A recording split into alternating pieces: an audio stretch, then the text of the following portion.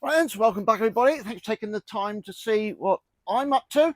Now, I'm just about to take down the passive greenhouse behind me, made out of bubble wrap and 2B1, that I put up back the end of December, just to give me some extra protection in here from frost and all the rest of it.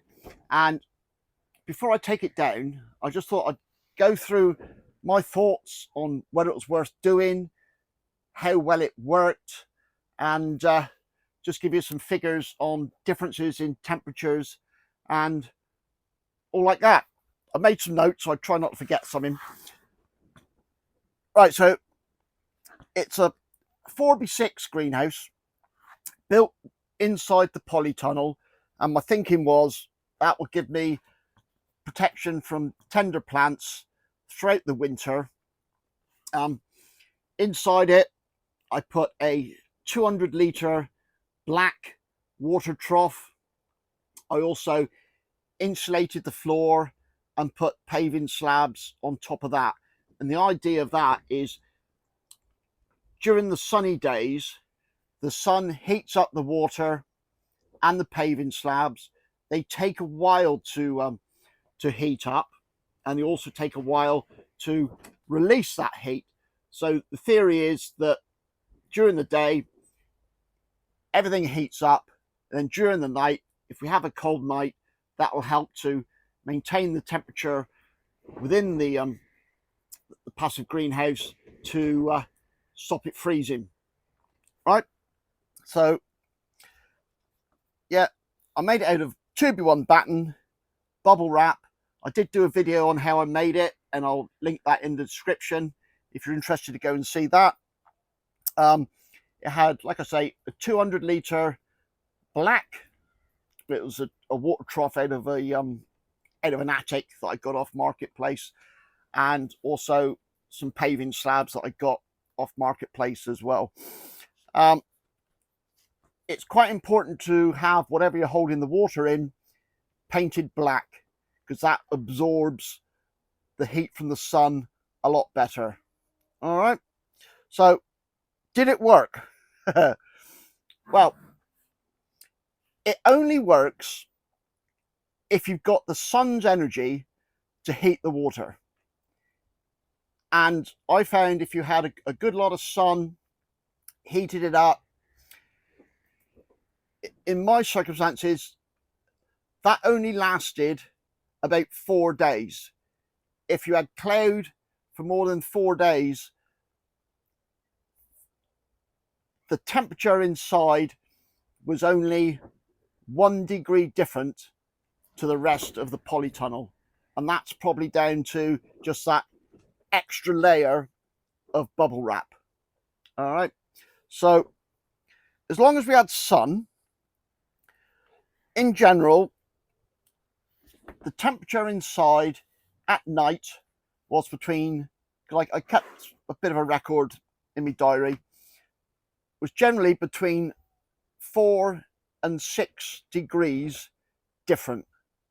All right, so if you have temperatures less than 6 degrees, say, wherever you are, then you still might get a frost. But I think possibly with the extra layer, you should be all right. So it does work. It does work.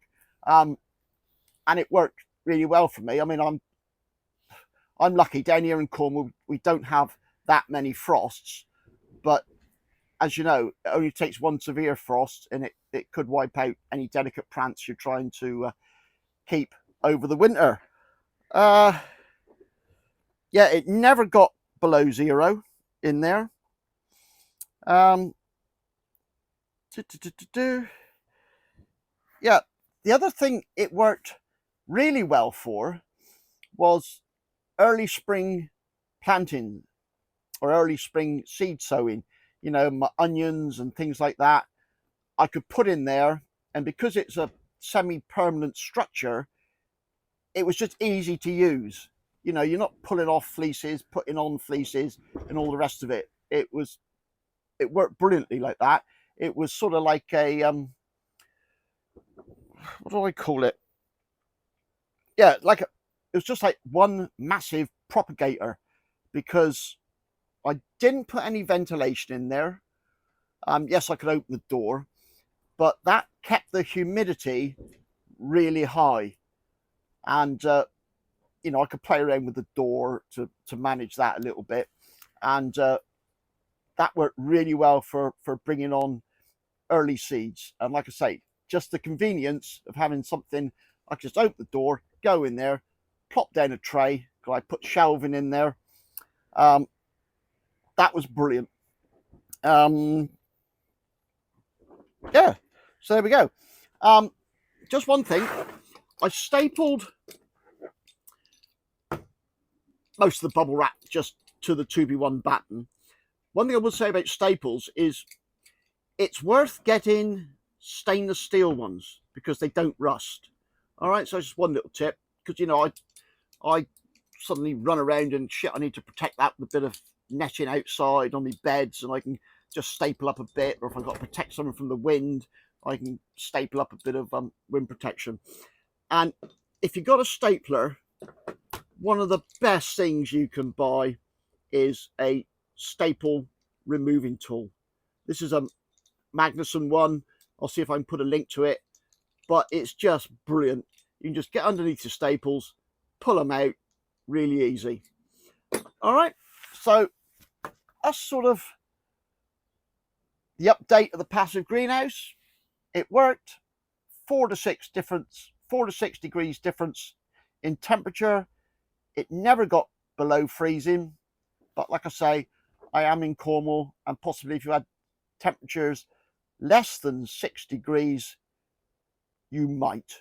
All right, so that's that. I best get on and pull this thing down now. Make room for what we're going to put in there. In this middle bed, we're going to have cucumbers and melons and all good stuff. Right, let's get on with ripping it down. Right, so before I go all time lapse on you of taking this down, I just thought I'd show you this staple remover and how good it is. And you just slide it underneath the staple, it grips it and pulls it out. How easy is that? I got a little pot here just to put them in. So you just wiggle it underneath and pull them out. All right, do one more. So there we go, staple removing with the Magnusson staple remover. Brilliant little tool, worth getting if you staple stuff up and you've got to take it down again.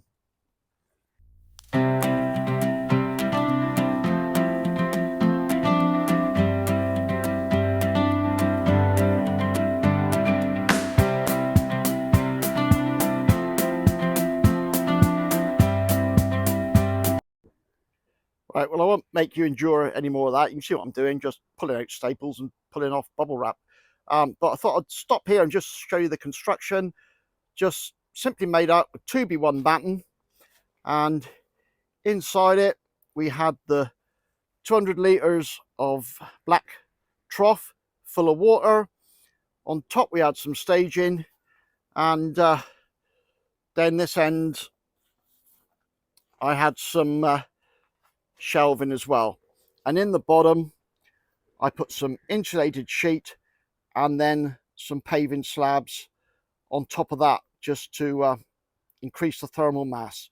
And I also put some reflective material on that side to help reflect the heat back in. What will be interesting, I think, is once I get all the stones and the insulation up, is to see what the bed is like underneath, the compost, the soil underneath, because this was just laid on top of the bed here in the polytunnel.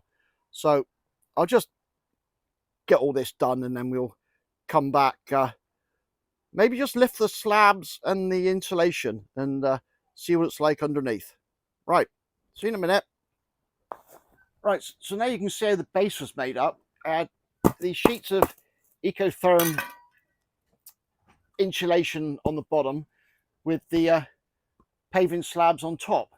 Now, this went straight on top of the bed over the winter, so I've no idea what the soil's going to be like underneath. So let's have a look. Get this board up. Ha!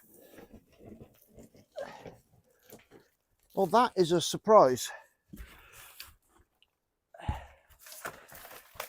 I really thought that was going to be dry as a bone, but it's just not.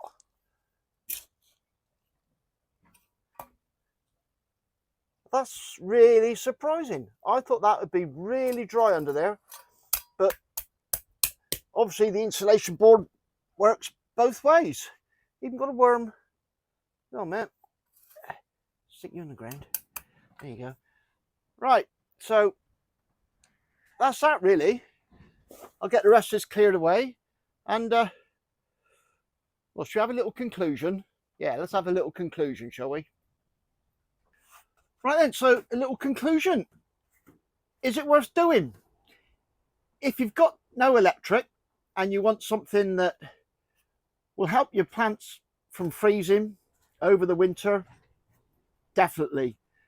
But only works if you've got sunlight, and then if you've got cloudy for more than about 4 days. For me, I found it only made 1 degree difference. All right, so simple as that. Will I be doing it again?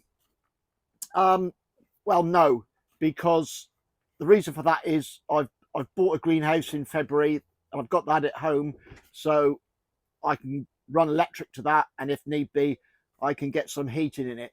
But if you got a greenhouse or something like that up at the allotment with no electric, sorry, the sun's in my eyes, then definitely it really works.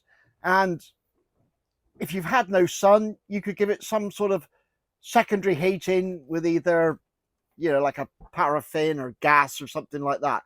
So it definitely makes a difference. And I think using the bubble wrap helps as well, because, you know, it's trapped air within the bubbles. So yeah, definitely worth doing. And if I didn't have the greenhouse, I would definitely do it again next year.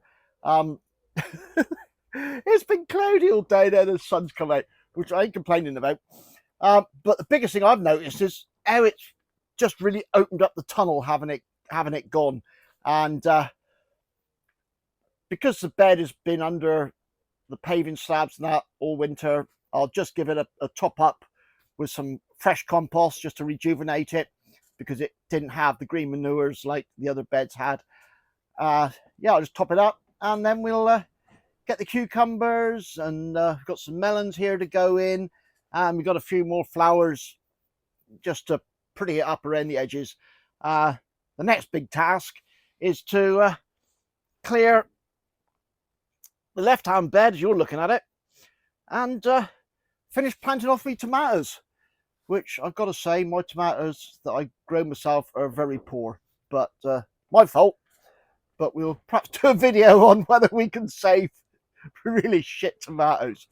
All right, well, that's it. Thanks for watching. Cheers and gone.